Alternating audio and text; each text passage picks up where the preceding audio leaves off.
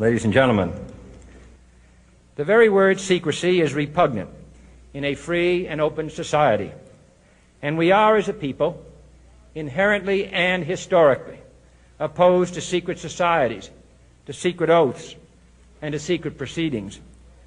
We decided long ago that the dangers of excessive and unwarranted concealment of pertinent facts far outweighed the dangers which are cited to justify it. Even today, there is little value in opposing the threat of a closed society by imitating its arbitrary restrictions. Even today, there is little value in ensuring the survival of our nation if our traditions do not survive with it.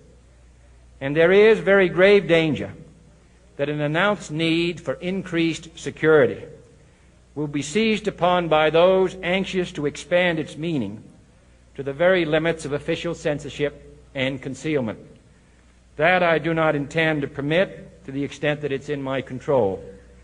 And no official of my administration, whether his rank is high or low, civilian or military, should interpret my words here tonight as an excuse to censor the news, to stifle dissent, to cover up our mistakes, or to withhold from the press and the public the facts they deserve to know. For we are opposed around the world by a monolithic and ruthless conspiracy that relies primarily on covert means for expanding its sphere of influence, on infiltration instead of invasion, on subversion instead of elections, on intimidation instead of free choice, on guerrillas by night instead of armies by day. It is a system which has conscripted vast human and material resources into the building of a tightly knit, highly efficient machine that combines military, diplomatic, intelligence, economic, scientific, and political operations. Its preparations are concealed, not published. Its mistakes are buried, not headlined. Its dissenters are silenced, not praised. No expenditure is questioned, no rumor is printed, no secret is revealed. No president should fear public scrutiny of his program, for from that scrutiny comes understanding, and from that understanding comes support or opposition, and both are necessary. I am not asking your newspapers to support an administration, but I am asking your help in the tremendous task of informing and alerting the American people. For I have complete confidence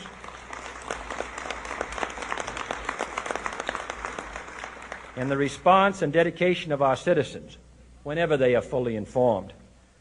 I not only could not stifle controversy among your readers, I welcome it. This administration intends to be candid about its errors.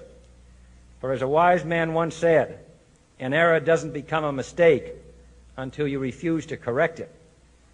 We intend to accept full responsibility for our errors, and we expect you to point them out when we miss them. Without debate, without criticism, no administration and no country can succeed, and no republic can survive. That is why the Athenian lawmaker Solon decreed it a crime for any citizen to shrink from controversy. And that is why our press was protected by the First Amendment, the only business in America specifically protected by the Constitution, not primarily to amuse and entertain, not to emphasize the trivial and the sentimental, not to simply give the public what it wants, but to inform, to arouse, to reflect, to state our dangers and our opportunities, to indicate our crises and our choices, to lead, mold, educate, and sometimes even anger public opinion. This means greater coverage and analysis of international news, for it is no longer far away and foreign, but close at hand and local. It means greater attention to improved understanding of the news, as well as improved transmission. And it means, finally, that government at all levels must meet its obligation to provide you with the fullest possible information outside the narrowest limits of national security. And so it is to the printing press, to the recorder of man's deeds, the keeper of his conscience, the courier of his news, that we look for strength and assistance, confident that with your help, man will be what he was born to be, free and independent.